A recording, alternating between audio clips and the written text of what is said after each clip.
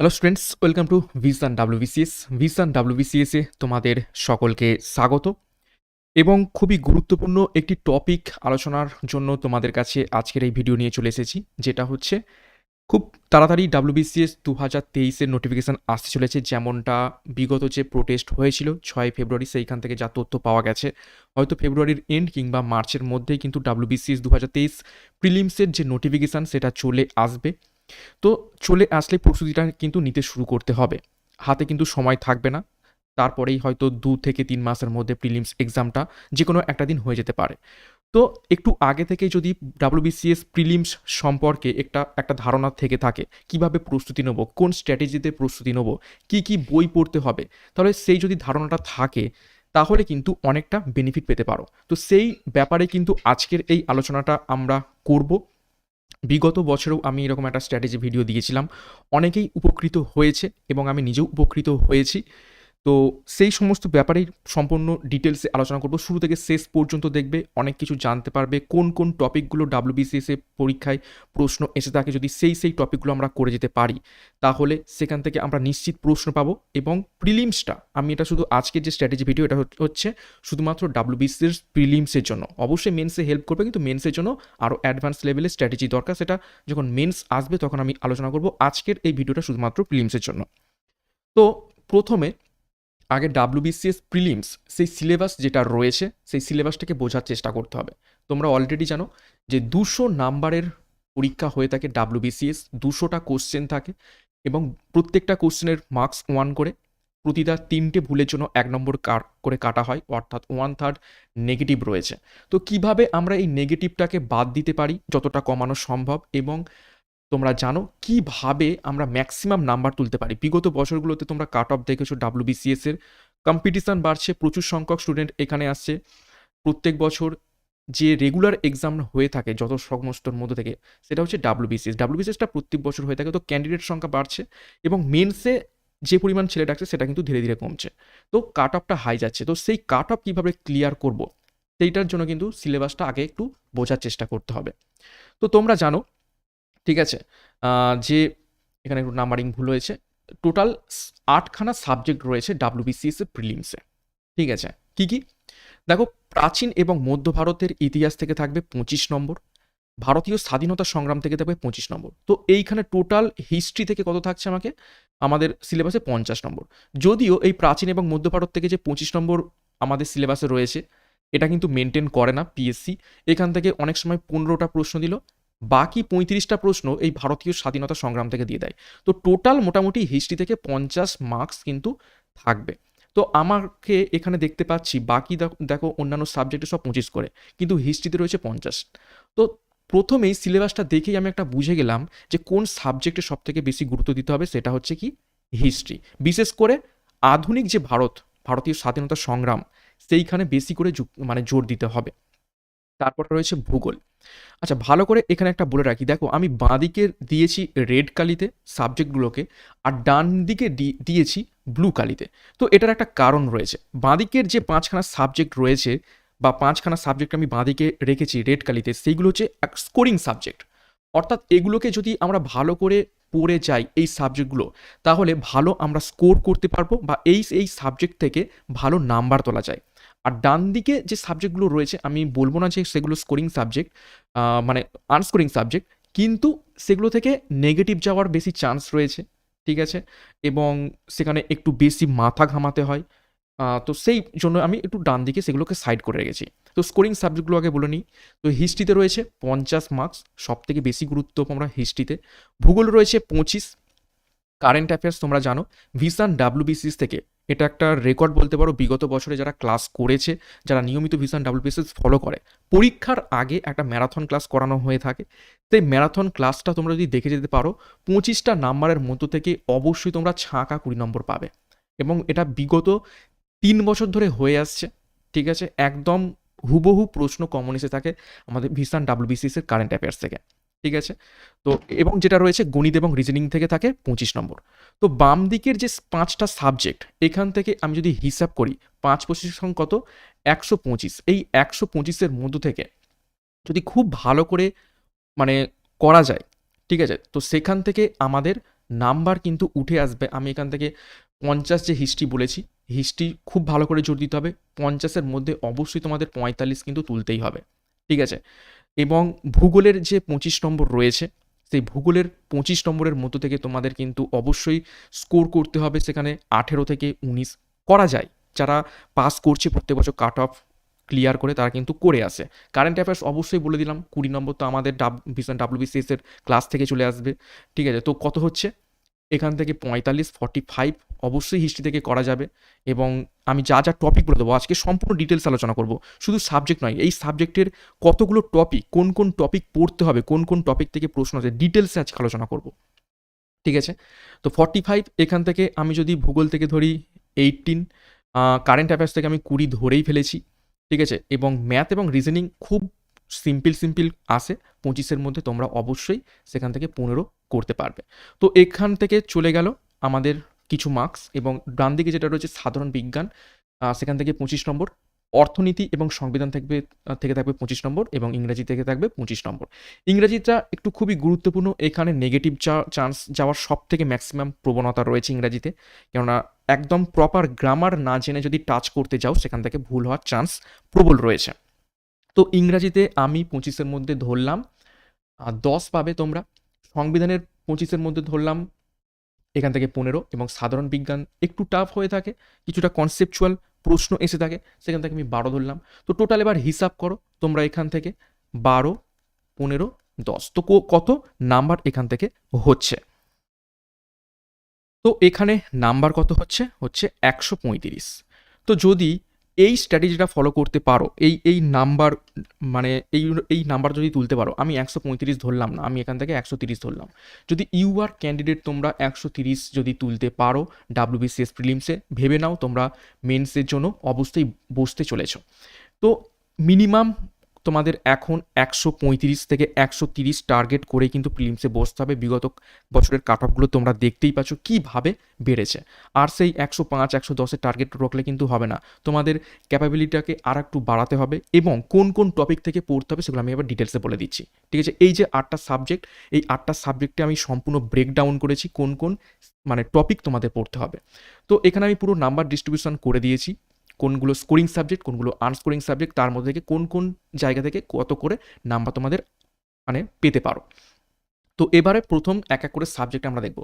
দেখো হিস্ট্রিকে আমি মূলত 4টে ভাগে ভাগ করেছি। একটা কি এনসিয়েন্ট হিস্ট্রি, একটা মেডিভেল হিস্ট্রি, এবং একটা মডার্ন হিস্ট্রি, এবং কিছু এক্সট্রা টপিকস। তো এনসিয়েন্ট হিস্ট্রি থেকে তোমাদের মূলত 11খানা টপিক তোমাদের করতে হবে। কি কি? প্রি হিস্টোরিক, এবং এই যে টপিকগুলোর মধ্য থেকেও যেগুলো সব থেকে গুরুত্বপূর্ণ, যেখান থেকে প্রশ্ন আসে, সেগুলো আমি স্টার মার্ক করে দেবো। প্রি হিস্টোরিক পিরিয়ড, এখান থেকে প্রশ্ন খুবই কম আসে, ঠিক আছে? তো এটা তোমরা স্কিপ করে যেতে পারো। কিন্তু তারপরে যে দুটো টপিক রয়েছে, Indus valley civilization star mark করবে, ভেদিক পিরিয়ড স্টার মার্ক করবে, 16 মহাজনপদ স্টার মার্ক করবে, বুদ্ধিজম জেনিজম স্টার মার্ক করবে, ঠিক আছে? তারপর থেকে মৈরান ডাইনেস্টি স্টার মার্ক করবে। তারপরে কুষাণ ডাইনেস্টি তোমরা দেখে যাবে ভালো করে, কিন্তু গুরুত্বপূর্ণ, এখান থেকে প্রশ্ন এসে থাকে। কিন্তু উপরে যেগুলো স্টার মার্কস তার মতো অত গুরুত্বপূর্ণ নয়, কিন্তু এই টপিকগুলো তোমাকে অবশ্যই প্রিলিমসে বসার জন্য কিন্তু দেখে যেতে হবে। আমি একদম ডিস্ট্রিবিউশন করে দিয়েছি পুরো ডিটেলসে। কুষাণ ডাইনেস্টির পরে গুপ্ত ডাইনেস্টি খুবই গুরুত্বপূর্ণ, তারপরে হর্ষবর্ধন শশাঙ্ক টপিক করতে হবে, পালা এবং সেন ডাইনেস্টি তোমাদের পড়তে হবে, এবং সাউথ ইন্ডিয়ার যে কটা ডাইনেস্টি রয়েছে, সাতবাহন, পল্লবা, চোলা, চালুক্য এবং রাষ্ট্রকূট, এই তোমাদের টপিকগুলো এনসিয়েন্ট হিস্ট্রি থেকে, বা এই মানে এই চ্যাপ্টারগুলো তোমাকে এনসিয়েন্ট হিস্ট্রি থেকে তোমাকে পড়ে যেতে হবে। দেন মিডিয়েভেল হিস্ট্রি, অর্থাৎ মধ্য ভারতের ইতিহাস থেকে কী কী টপিক করতে হবে, সেটা হচ্ছে সুলতানের পিরিয়ড, খুবই গুরুত্বপূর্ণ, প্রচুর প্রশ্ন আসে। Vijayanagar empire, Bengal sultans and nawab, অর্থাৎ বেঙ্গলের যে সুলতান বংশ ছিল, ইলিয়াস ডাইনেস্টি, ঠিক আছে, এই সমস্ত ডাইনেস্টিগুলো করতে হবে। এবং নবাব অর্থাৎ সিরাজদৌল্লা যে পোর্শনটা রয়েছে, মুর্শিদ কুলি খাঁ, এই টপিকগুলো পড়তে হবে।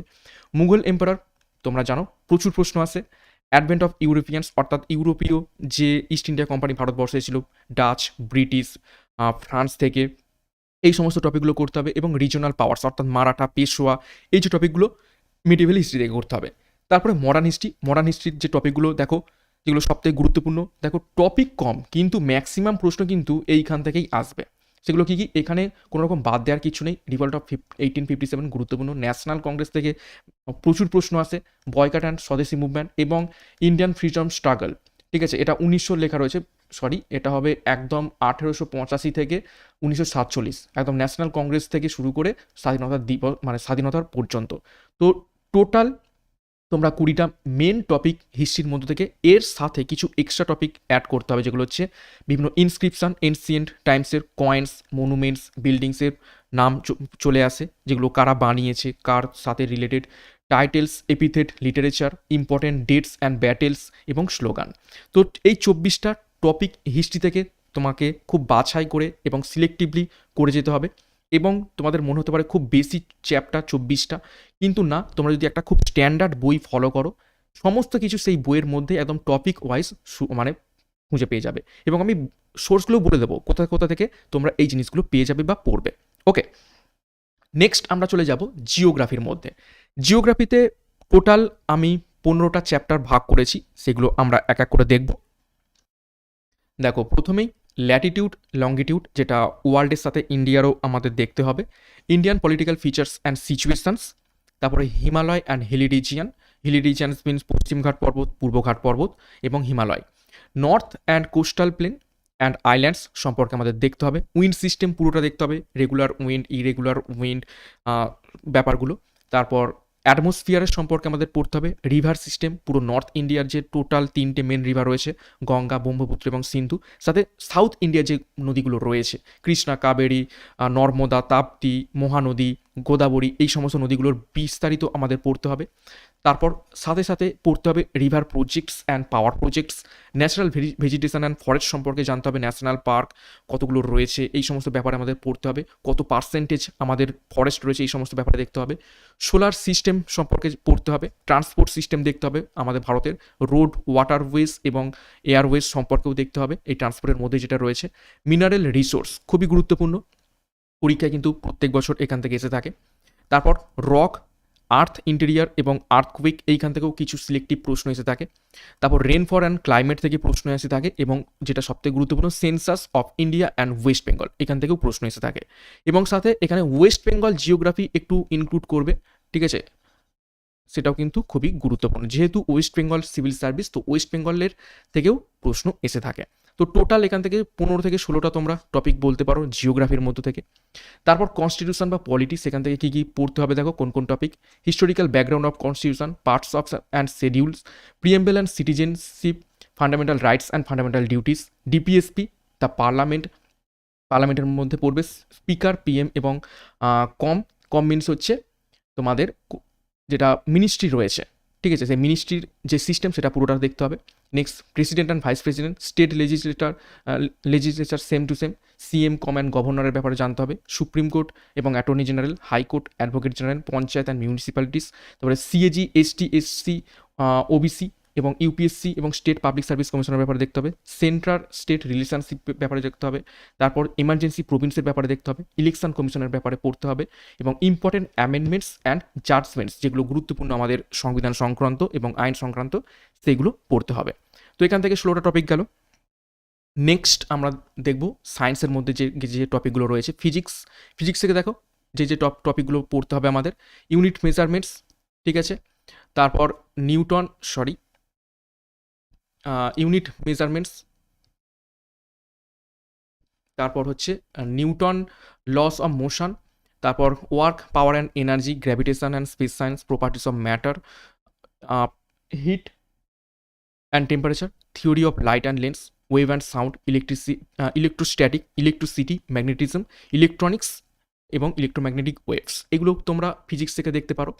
এবং সাথে কেমিস্ট্রি থেকে যে টপিকগুলো তোমাদের করে যেতে হবে সেগুলো দেখো, structure, atomic structure, models, periodic table, nuclear chemistry, common acids and water, common গ্যাসের মধ্যে oxygen, nitrogen, ammonia, H2S, H2, carbon dioxide, ozone এবং ক্যাটালিস্ট সম্পর্কে পড়তে হবে, chemical bonding, gaseous law, electrochemistry, colloid, colligative property, solution ব্যাপার পড়তে হবে, acid base indicator, pH সম্পর্কে প্রশ্ন আসে থাকে, বাফার সম্পর্কে প্রশ্ন এসে থাকে, অক্সাইড পড়বে, অ্যালিফেটিক কেমিস্ট্রি, অ্যারোমেটিক কেমিস্ট্রি থেকেও প্রশ্ন আসে, মেটালোলজি থেকে সব থেকে বেশি প্রশ্ন এসে থাকে, তোমরা দেখেছো, যেমন ব্রোঞ্জ কোন কোন ধাতু দিয়ে তৈরি, কোন কোন ধাতুর সংমিশ্রণ, ঠিক আছে, পিতল কোন কোন ধাতুর সংমিশ্রণ, এই সমস্ত প্রশ্ন থাকে। Glass and cement chemistry, battery and fertiliser chemistry, fertiliser থেকে বিগত বছরের প্রশ্ন এসেছিল 2খানা।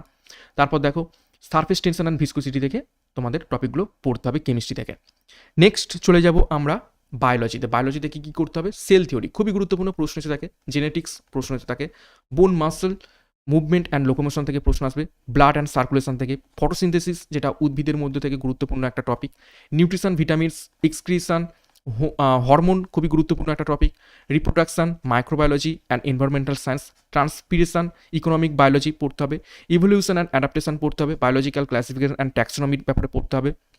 Next plant kingdom, animal kingdom ব্যাপারে জানতে হবে এবং প্ল্যান্ট মরফোলজি ব্যাপারে পড়তে হবে। সাথে যেটা আর একটা টপিক রয়েছে ইকোনমিক্স, সেটাকে আমরা অনেকেই এড়িয়ে যাই প্রিলিমসের জন্য, ঠিক আছে, আমরা ইকোনমিক্সে অনেকেই ভয় করি, পড়ে যায় না, এটা ম্যাক্সিমাম স্টুডেন্টদের মধ্যে দেখা যায়। কিন্তু এখান থেকে যেগুলো গুরুত্বপূর্ণ আমি বলেছি প্রিলিমসের জন্য, একদম বেসিক কনসেপ্ট রাখবে যেটা ইকোনমিক্সের সেই chapter, demand and supply, production and cost, revenue and market, national income accounting যেটা জিডিপি, জিএনপি, এইগুলো ব্যাপারে দেখবে। ট্যাক্স স্ট্রাকচার গুরুত্বপূর্ণ, কোন ট্যাক্স সেন্ট্রাল নিয়ে থাকে, কোন ট্যাক্স স্টেট নিয়ে থাকে, এইগুলোর ব্যাপারে। তারপর আরবিআই অ্যান্ড ইটস ফাংশনস খুবই গুরুত্বপূর্ণ এটা। তারপর মার্কেট সিস্টেম ব্যাপারে জানতে হবে, ক্যাপিটাল মার্কেট, মিক্স মার্কেট, এই সমস্ত ব্যাপারে ডিটেলস জানতে হবে। তারপর প্ল্যানিং কমিশন খুবই খুবই গুরুত্বপূর্ণ এটা, প্ল্যানিং কমিশন এবং নীতি আয়োগ। তারপর আনএমপ্লয়মেন্ট অ্যান্ড প্রভার্টি সম্পর্কে জানতে হবে। তারপর ইকোনমিক রিফর্মস যেগুলো ভারতবর্ষে এতদিন পর্যন্ত হয়েছে সেই সমস্ত ব্যাপারে জানতে হবে। ইকোনমিক ইন্টারন্যাশনাল অর্গানাইজেশন যেমন আইএমএফ, ওয়ার্ল্ড ব্যাংক, গ্যাট, এইগুলোর ব্যাপারে একটু জানতে হবে এবং ইনফ্লেশন এবং ব্যাংকিং সিস্টেম ব্যাপারে জানতে হবে। তো ইকোনমিক্সের টপিক থেকে এতগুলো টপিক আমাদের দেখে যেতে হবে। এবং সাথে যেটা গুরুত্বপূর্ণ সেটা হচ্ছে স্ট্যাটিক জিকে। স্ট্যাটিক জিকের সাথেই থাকে কারেন্ট অ্যাফেয়ার্স। কারেন্ট অ্যাফেয়ার্স তো ভিশন ডাব্লিউবিসিএস থেকে একদমই প্রোভাইড করে দেওয়া হবে পরীক্ষার আগে, সেইখান থেকে করে গেলেই আশা করছি কমন পেয়ে যাবে। তো স্ট্যাটিক জিকের টপিক প্রচুর রয়েছে, আমি এখানে 22টা দিয়েছি, সাথে সেক্টর করে দিয়েছি, তোমরা দেখতেই পাচ্ছ, এগুলো প্রত্যেকেই জানো। Sports terminology, cups and personalities, festival, fairs, painting and painters, important days, important slogan, town and rivers, classical dance, folk dance, historical titles, news agencies, highest longest, largest, headquarter, বিভিন্ন ইম্পর্টেন্ট যে অর্গানাইজেশন রয়েছে গোটা বিশ্বব্যাপী, তাদের এই organisation খুবই গুরুত্বপূর্ণ, যেখান থেকে প্রশ্ন এসে থাকে। ইনস্ট্রুমেন্টালিস্ট, কোন বাদ্যকার কোন বাদ্যযন্ত্র বাজায়, scientific invention, inventors, national park সম্পর্কে প্রশ্ন এসে থাকে প্রচুর। তারপর কান্ট্রির পার্লামেন্ট, কোন দেশের পার্লামেন্ট কী নামে পরিচিত, book and author, Indian tribal groups, কোন গ্রুপ মানে কোন ট্রাইবাল কোথায় বসবাস করে, ইম্পর্টেন্ট রিসার্চ সেন্টার ভারতবর্ষের, abbreviation, important stadium, men and women in different field এবং ইম্পর্টেন্ট এয়ারপোর্ট। সাথে আরও অনেক টপিক রয়েছে যেগুলো আমি এখানে দিইনি। তো টোটাল যদি তোমরা হিসাব করো, এই যে 8টা সাবজেক্ট, এই 8টা সাবজেক্টের মধ্য থেকে টোটাল 140 টপিক তোমাকে প্রিলিমসের জন্য প্রস্তুত হয়ে প্রিলিমস পরীক্ষা দিতে হবে এখন থেকে। 200টা প্রশ্ন এসে থাকে এবং এই 200টা প্রশ্ন কিন্তু এই 140 থেকে 150টা টপিকের মধ্য থেকেই কিন্তু আসবে। সাথে কিন্তু এখানে আমি ইংরেজির টপিক ঢোকাইনি, ঠিক আছে, ইংরাজি সাবজেক্টটা আমি এখানে আজকে দিইনি। ইংরেজি থেকে কী কী করবে, ইডিয়াম, ফ্রেজ করবে, ঠিক আছে, আর্টিকেল প্রিপোজিশন করবে, তারপর তোমরা ভয়েস চেঞ্জ দেখে যাবে, ন্যারেশন চেঞ্জ দেখে যাবে এবং ওয়ান ওয়ার্ড সাবস্টিটিউশন দেখে যাবে। এই যে টপিকগুলো বললাম এইখান থেকে ম্যাক্সিমাম প্রশ্ন এসে থাকে আমাদের ডাব্লিউবিসিএস এর ইংরাজিতে। আরও একবার কী কী বললাম, article, preposition, voice change, narration change, idiom এবং ফ্রেজ এবং ওয়ান ওয়ার্ড সাবস্টিটিউশন, এই 6টা টপিক খুব ভালো করে দেখে যাবে ডাব্লিউবিসিএস প্রিলিমসের ইংলিশের জন্য। তো এখান থেকে 25-এর মধ্যে মোটামুটি তোমরা যে পারবে, যে কোটা প্রশ্ন আসবে সেখান থেকে। তো 140টা টপিক বা 150টা টপিক তোমাদের ডাব্লিউবিসিএস এর প্রিলিমসের জন্য কিন্তু দেখে যেতে হবে। তো এবার তোমাদের মনে প্রশ্ন আসতে পারে যে কোন কোন জায়গা থেকে আমরা পড়ব। দেখো, বাজারে অনেক রকমের বই রয়েছে, কিন্তু আমি এগুলো কোনো রকম প্রমোশন নয় যে এই বইগুলো আমাকে টাকা দিয়েছে আমি প্রমোশন করছি, সেরকম নয়, কিন্তু তোমাদের স্বার্থে মানে একদম জেনুইনলি একদম ভালো সোর্স বলে দিচ্ছি। যদি বেসিক ক্লিয়ার করতে চাও, বেসিক জানতে চাও এবং এই যে উপরের আমি সমস্ত যে 140টা টপিক বা 150টা টপিক আমি বললাম, এই টপিকগুলো একত্রে যদি কোনো একটা সিঙ্গেল বইতে তোমরা পেতে চাও, তাহলে এই যে 3টে বই রয়েছে, এই 3টে বইয়ের মধ্যে থেকে যে কোনো একটা নিতে পারো। প্রথমে যেটা আমি সবথেকে বেশি প্রেফার করি সবাইকে, সেটা হচ্ছে একদম ডাব্লিউবিসিএস এর বাইবেল যেটা বলতে পারো, ডাব্লিউবিসিএস জেনারেল স্টাডিজ ম্যানুয়াল, যেটা নিতিন সিংঘানিয়া স্যার, বিশিষ্ট আইএস, তিনি লিখেছেন। টাটা ম্যাগ্রো হিলের বই, খুবই সুন্দর বই, সমস্ত এই 150টা টপিক এই একটা সিঙ্গেল বইয়েতে সুন্দরভাবে ক্যাটাগরি ওয়াইজ, সাবজেক্ট ওয়াইজ সুন্দরভাবে দেওয়া রয়েছে এবং বিগত বছরের প্রশ্ন প্রত্যেকটা টপিকের শেষে শেষে দেওয়া রয়েছে। তো খুবই একদম রেকমেন্ডেড বই এটা। তো এই বইটা তোমরা বেঙ্গলি ভার্সন এবং ইংলিশ ভার্সন বোথ ভার্সনে পেয়ে যাবে, তো যেটা খুশি তোমরা নিতে পারো। সাথে এছাড়া আরও দুটো বই আমি রেকমেন্ড করব। একটা হচ্ছে জেনারেল নলেজ, এটাও একটা থিওরি বই, ঠিক আছে, খুবই ছোট এবং খুবই স্লিম একটা বই, কিন্তু ডোন্ট জাজ এ বুক বাই ইটস কভার। এই ছোট বই হলেও কিন্তু এর মধ্যে এই এত মোটা বইয়ে যা তথ্য রয়েছে এই ছোট বইতেও সেম সেম তথ্যই কিন্তু রয়েছে। সাথে লুসেন্টের একটা জেনারেল নলেজের বই রয়েছে ইয়েলো কালারের, সেটা হচ্ছে থিওরি বই, সেখান থেকে তোমরা বেসিক কনসেপ্টটা ক্লিয়ার করে নিতে পারো। ঠিক আছে, আশা করছি এই 3টে বই যদি তোমরা ভালো করে একটু ঘুরিয়ে ফিরিয়ে পড়তে পারো, বিশেষ করে ডাব্লিউবিসিএস ম্যানুয়ালটা, তাহলে ডাব্লিউবিসিএস এর যে প্রিলিমসের পরীক্ষা তার কিন্তু 70% তোমাদের কিন্তু সিলেবাসটা কভার আপ হয়ে যাবে যদি ভালো করে ডিটেলসে পড়ো। ঠিক আছে, 70 কেন 80% তোমাদের কভার আপ হয়ে যাবে। এবং এর সাথে যদি তোমরা আরও ডিটেলসে প্রত্যেকটা সাবজেক্ট ওয়াইজ তোমরা ভেঙে ভেঙে পড়তে চাও, তাহলে আমি একটা লিস্ট করে দিচ্ছি। সেটা হচ্ছে এনসিয়েন্ট এবং মেডিভেল হিস্ট্রির জন্য পুনাম দালাল দাহিয়া, এটার হচ্ছে তোমরা বই কিনতে পারো। তারপর মডার্ন হিস্ট্রির জন্য যেটা সব থেকে ভালো বই, সেটা হচ্ছে স্পেকট্রামের একটা বই রয়েছে, a brief history of modern history, spectrum পাবলিকেশনের তোমরা বইটা কিনতে পারো। এবং পলিটির জন্য সবথেকে বিখ্যাত বই তোমরা সকলেই জানো, এই বইয়ের বাইরে পলিটির আর কোনো বই পড়ার দরকার নেই, সেটা হচ্ছে কি ইন্ডিয়ান পলিটি লক্ষ্মীকান্তের। এবং ইকোনমিক্সের বই অনেক ধরনের বাজারে বই রয়েছে, কিন্তু সবথেকে কম্প্যাক্ট যে বই সেটা হচ্ছে নিতিন সিংহানিয়া স্যারের, যেটা হচ্ছে ইন্ডিয়ান ইকোনমি। এটার হচ্ছে লেটেস্ট ভার্সন এখন বেরিয়ে গেছে, এটা সেকেন্ড এডিশন, যদিও এর থার্ড এডিশন তোমরা পেয়ে যাবে, সেই বইটা কিনবে। ঠিক আছে, রমেশ যত সম্ভব একজন রয়েছেন রমেশ সিং, আর একটা বই রয়েছে, কিন্তু সেটা মনে হবে পড়লে যেন গ্র্যাজুয়েশন করছি ইকোনমিক্সের, কিন্তু পরীক্ষা রিলেটেড যদি কোনো বই থেকে থাকে সেটা হচ্ছে এইটা। ইংলিশের জন্য সবথেকে ভালো বই আরিহান্ত পাবলিকেশনের অবজেক্টিভ ইংলিশ জেনারেল, যেটা এসপি বুকসির লেখা। এর থেকে ভালো বই আমি পাইনি, আমি এই বইটা থেকেই প্রস্তুতি নিতাম, খুব সুন্দর বই। সায়েন্সের জন্য আরিহান্তের জেনারেল সায়েন্স এনসাইক্লোপিডিয়া যেটা রয়েছে, খুবই সুন্দর বই। ফিজিক্স, কেমিস্ট্রি, বায়োলজি 3টে সাবজেক্ট এখানে খুব সুন্দরভাবে চ্যাপ্টার ওয়াইজ সুন্দরভাবে ডিটেলসে দেওয়া রয়েছে। আচ্ছা, জিওগ্রাফির জন্য আমি ইংলিশ যে বইটা রয়েছে সেইটার থেকে বেশি প্রেফার করব বাংলা একটা বই রয়েছে কার্তিক চন্দ্র মণ্ডলের, ভারত এবং পশ্চিমবঙ্গের ভূগোল। এই বইটা প্রচণ্ড সুন্দর বই, মানে এই বইটা যদি ভালো করে কেউ ফলো করতে পারো ডাব্লিউবিসিএস এর 100% একদম কভার আপ হয়ে যাবে জিওগ্রাফির মতো থেকে। এবং বাংলায় যদি ইতিহাস সমস্ত ডিটেলসে পেতে চাও, আর একটা বই রয়েছে জীবন মুখোপাধ্যায়ের, যদিও বইটা কেনার থেকে ছায়া প্রকাশনীর নতুন একটা বই লঞ্চ করেছে, যেটা জীবন মুখোপাধ্যায়েরই নাম রয়েছে তার উপরে, সেটাও হচ্ছে ভারতীয় স্বাধীনতা সংগ্রাম এবং স্বদেশ এবং কিছু একটা লেখা রয়েছে ছায়া প্রকাশনীর, সেই বইটা কেনার চেষ্টা করবে, বাংলা ভার্সানে রয়েছে, খুবই সুন্দর বই ইতিহাসে। তো এইগুলো ডিটেলসে পড়ার জন্য এই বইগুলো আমি কিন্তু সাবজেক্ট ওয়াইজ কিন্তু বলে দিলাম। ঠিক আছে, এটা হচ্ছে সাহায্য করবে কোন পরীক্ষার জন্য, মেন পরীক্ষার জন্য। এবং আরও একবার বলবো, প্রস্তুতি কিন্তু শুধুমাত্র প্রিলিমস পরীক্ষার জন্য নিও না, শুরু থেকেই কিন্তু মেন্স পরীক্ষার জন্য প্রস্তুতি নাও। মেন্সের জন্য প্রস্তুতি নিলে অবশ্যই প্রিলিমস অটোমেটিক্যালি ক্র্যাক হয়ে যাবে, কিন্তু শুধুমাত্র মেন্স পরীক্ষার জন্য প্রিপারেশন নিলাম, প্রিলিমসের জন্য প্রস্তুতি নিলাম, প্রিলিমস পাস করে গেলাম, তারপরে মেনটায় গিয়ে আটকে গেলাম, সেরকমটা যেন না হয়। তো প্রস্তুতি মেন্সের জন্য নাও, প্রিলিমস অটোমেটিক ক্র্যাক হয়ে যাবে। এরপরে চলে আসবো কিছু গুরুত্বপূর্ণ তথ্য যেগুলো তোমাদের প্রস্তুতিতে হেল্প করবে। 1 নম্বর, ইতিহাস, ভূগোল, সংবিধান, অর্থনীতির থিওরি অধ্যায় ভিত্তিক পড়ো। ঠিক আছে, অনেকে কি করে প্রথমেই এমসিকিউ করতে যায়। দেখো, কনসেপ্ট না ক্লিয়ার হলে, থিওরিটা যদি না ভালো করে জানো, এমসিকিউ করে লাভ নেই। এমসিকিউ বড়জোর 5 থেকে 7 দিন মনে থাকবে, তারপরে আবার এমসিকিউ ভুলে যাবে।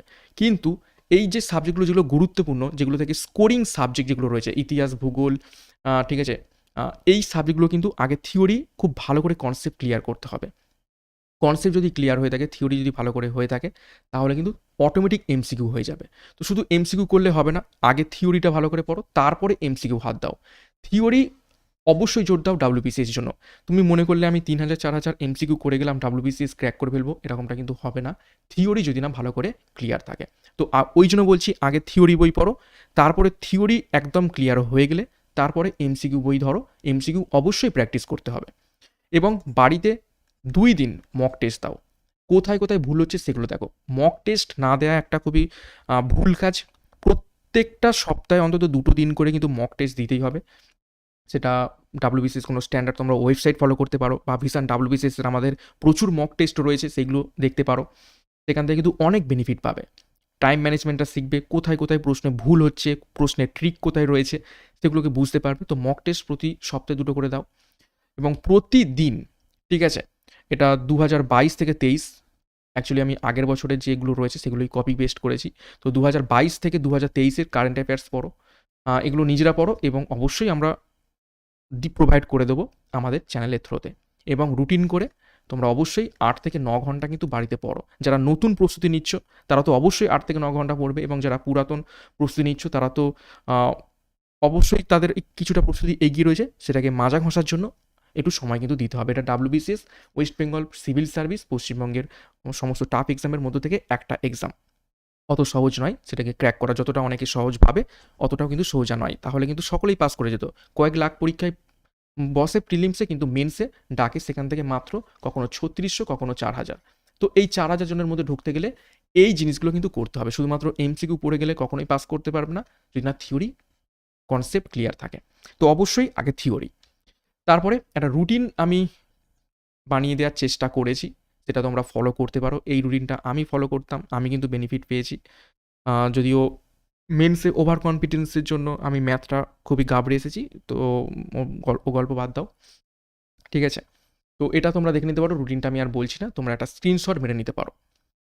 তো এবার যেটা বলি, 130 প্লাস কিন্তু এখন কাট অফ যাওয়ার চান্স রয়েছে। তোমরা বিগত বছরের যে কাট অফগুলো দেখছো, কখনো 127, কখনো 122।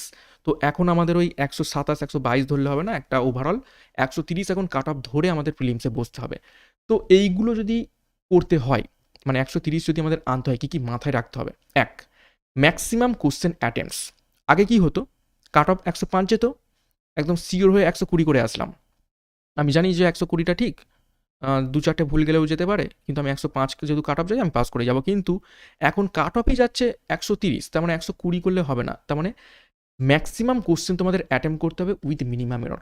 যতটা ভুল কম করে ম্যাক্সিমাম প্রশ্নের উত্তর করা যায় সেটা মাথায় রাখতে হবে। অ্যাকিউরেসি বাড়াতে হবে, এবং অ্যাকিউরেসি বাড়ানোর জন্য যেটা সবথেকে বেশি করে প্রয়োজন সেটা হচ্ছে থিওরি পড়া, ঠিক আছে? এমসিকিউ প্র্যাকটিস তো অবশ্যই করতে হবে, কিন্তু সেটা থিওরির পরে।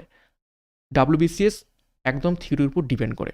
তো খুব ভালো করে প্রত্যেকটা সাবজেক্টের প্রত্যেকটা টপিক একদম থিওরি জল করে ফেলো, তারপরে প্রচুর পরিমাণে এমসিকিউ প্র্যাকটিস করো, দেখবে কেউ আটকাতে পারবে না। তো সবথেকে বেশি যে scoring subject, history, geography, current affairs, polity এবং সায়েন্স, এগুলোকে ভালো করে পড়ো, ঠিক আছে? এখান থেকে থিওরিগুলো ভালো করে পড়ো, তারপরে এমসিকিউ প্র্যাকটিস করো। এবং যেটা সবথেকে গুরুত্বপূর্ণ এই পিরিয়ডে, সেটা হচ্ছে সোশ্যাল মিডিয়াগুলো একদম অ্যাভয়েড করো। ফেসবুক, হোয়াটসঅ্যাপ, টেলিগ্রাম এগুলো অ্যাভয়েড করো, শুধুমাত্র এডুকেশনাল পারপাস ছাড়া, ঠিক আছে? শুধু ইউটিউব ফলো করো, টেলিগ্রাম ফলো করো, যেখান থেকে তোমাদের বেনিফিট আসতে পারে। ইউটিউবে তোমরা ক্লাস দেখো, ইউটিউবটা দেখো, এবং টেলিগ্রামে মক টেস্ট হয়, বিভিন্ন এডুকেশনাল চ্যানেল রয়েছে, সেগুলো ফলো করতে থাকো। আশা করছি তোমরা বেনিফিট পাবে। এবং নিজেকে সময় দিতে হবে, ডিমোটিভেটেড হয়ে গেলে মোটিভেশনাল ভিডিও দেখবে, এবং অ্যাকুরেসি আনতে গেলে থিওরি পড়ো, এমসিকিউগুলো বারবার করে প্র্যাকটিস করো। আমাদের এখান থেকে এই যে 140টা টপিক বললাম, আমি চেষ্টা করব, প্রত্যেক বছরই চেষ্টা করি পরীক্ষার আগে পর্যন্ত, যেগুলো খুবই ইম্পর্টেন্ট টপিক সেগুলো একদম সুন্দরভাবে থিওরির মাধ্যমে, তার উপর থেকে কী প্রশ্ন আসতে পারে এমসিকিউর মাধ্যমে করিয়ে দেওয়ার চেষ্টা করি। তো এবছরেও করব, ঠিক আছে? তো আজকে এই স্ট্র্যাটেজি ভিডিওটা এই পর্যন্তই ছিল। আশা করছি ভালো লেগেছে। ভালো না লাগলেও তোমরা কমেন্ট বক্সে কমেন্ট করবে, এবং ভালো লাগলেও কমেন্ট বক্সে কমেন্ট করবে। তো এই পর্যন্তই ছিল, এবং খুব তাড়াতাড়ি এই যে 140টা টপিক আমি চেষ্টা করব যত দূর সম্ভব করার, আমি একটা দুটো করে মার্চ করে করে করে বড় বড় ভিডিওর মাধ্যমে আমি পুরোটা কমপ্লিট করার চেষ্টা করব। তো আজকের মতো এখানে শেষ করছি। প্রত্যেকে অল দ্য বেস্ট। অপেক্ষা করতে হবে আমাদের নোটিফিকেশানের জন্য, এবং নোটিফিকেশান এসে গেলেই আরও ফুল দামে প্রস্তুতি চলবে। তো এখানে শেষ করলাম। প্রত্যেকে all the best. Thank you, by.